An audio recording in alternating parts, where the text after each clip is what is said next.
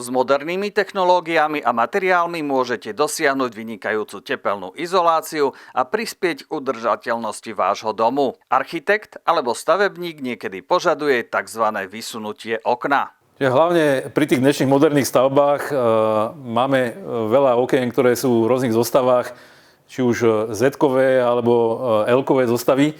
A v takých prípadoch veľakrát musíme obchádzať nejaký konštrukčný nosný prvok, väčšinou to býva nejaký oceľový stĺp 100x100.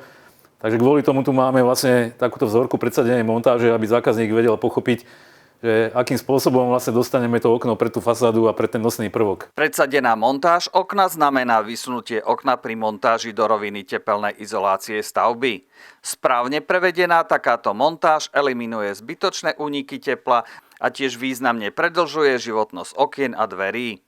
Tá predsadená montáž spočíva v tom, že je tu vlastne na vonkajšiu stranu fasády, okolo toho okna je tam vlastne taký purenitový hranol, do ktorého sa ukotví okno a ide tam potom takéto trojuholníkové styrodurové zateplenie. Je dôležité taktiež eliminovať tepelné mosty a posunutie rostného bodu mimo plochu okna, čím sa zabráni tvorbe nežiaduceho kondenzátu, najmä v zimných mesiacoch. Vaša investícia do kvalitných okien sa vám dlhodobo vyplatí práve aj dobre prevedenou montážou.